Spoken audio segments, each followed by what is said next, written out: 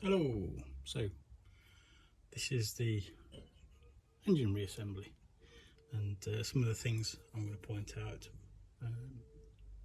for getting it right and getting it aligned. That's the most important thing.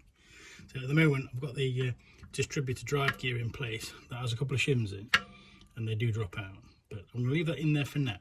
But if you rotate the crank, you need to make sure you just put your finger in the end and hold the pressure down, otherwise you'll strip the brass cock, the brass gear. Okay, so here's a few tips.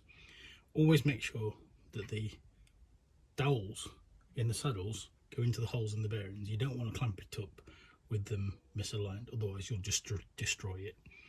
Okay, so one of the things I do, see if I can get this in the camera, is I mark my bearings with a marker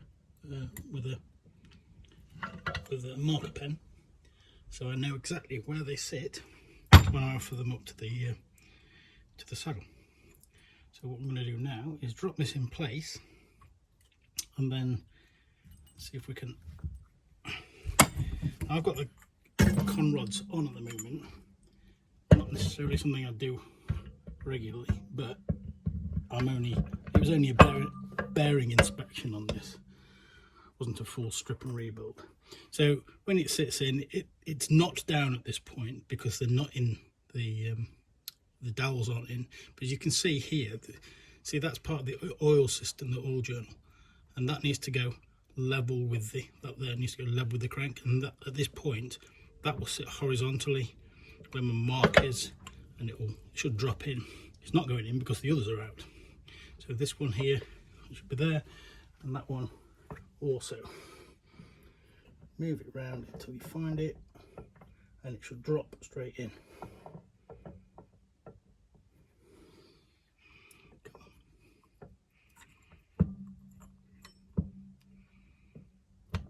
Okay, that's that one. That one. Come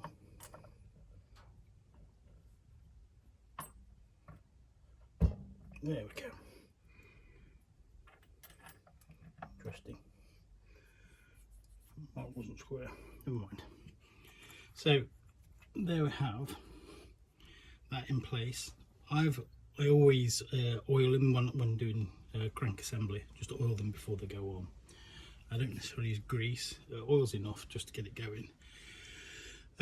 One thing I will do is I've just sat that there, and there's no oil in that bearing because the half shell's already in there. So I'll just put a bit of oil, and that should be enough to hold the distributor drive gear in. It should be able to rotate this if these con rods don't get in the way. In fact, typical, it is in the way. Okay. Yeah. So that's going round. I can feel the distributor drive gear going round in the fingers underneath. That's still okay. That's ready to accept the other half of the case now at this point, apart from that bit, the camshaft. So the camshaft, same again, make sure you get the bearings in, seated in properly. These are all okay. There's one come out, which is here. I'm just going to clean that up before I put it in, because you don't want to put oily saddles in. You need a clean saddle but an oily bearing inside. Just drop that back in place. They don't get that much wear, to be fair, but I generally change them every time. This engine's only recently been redone. Okay, so camshaft alignment, quite simple. Each camshaft has a marker to say, you see that? There's a dot, and I've marked it with a marker so I can see it better. That goes in and aligns to the to a mark on this gear here, and there should be two dots, and those two dots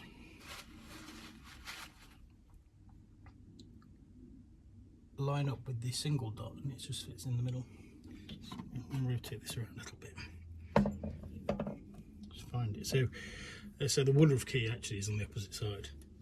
So if I just rotate that from there to 180 degrees, I should be able to find it anyway. So there I have two dots. I'll show you this a bit better. So there are 2 dots on the gear.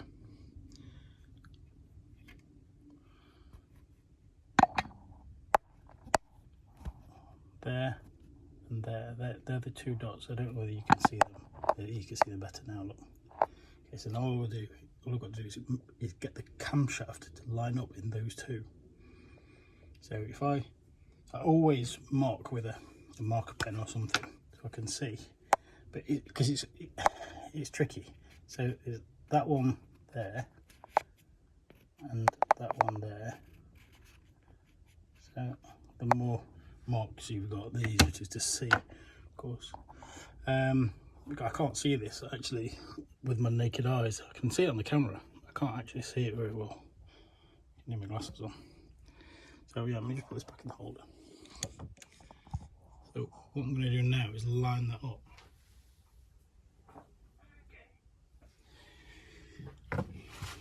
So,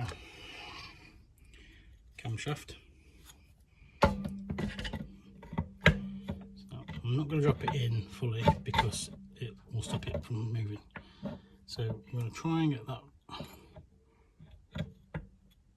markers there in line with that actually, and then this mark there, I can see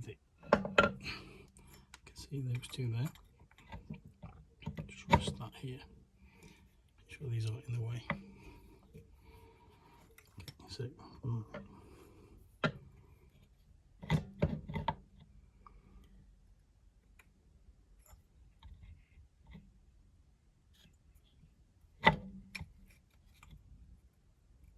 that should be there. Just let that sit down.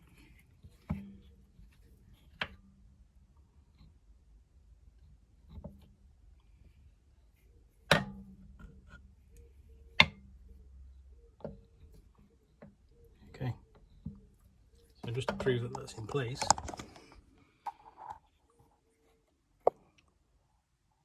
one dot in the middle of the gear with 2 dots. You can see it better that side.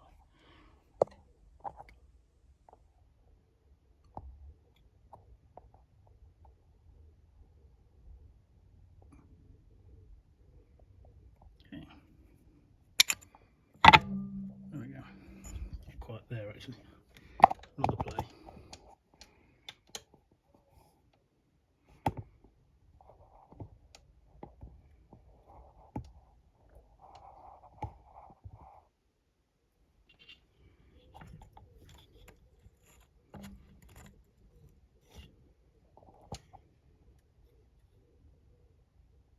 Perfect. So now what we're going to do is clean all of the edges, ready to accept the sealant. Make sure everything functions and rotates, which it does. Oh, I know it does.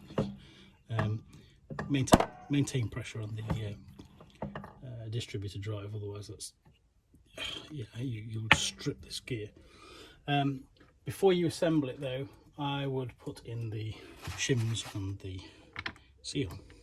So I've got 3 shims, always use 3, never 2. You get them in various things. I've greased them with high-speed grease, and then they'll go in there, the back of the thrust bearing.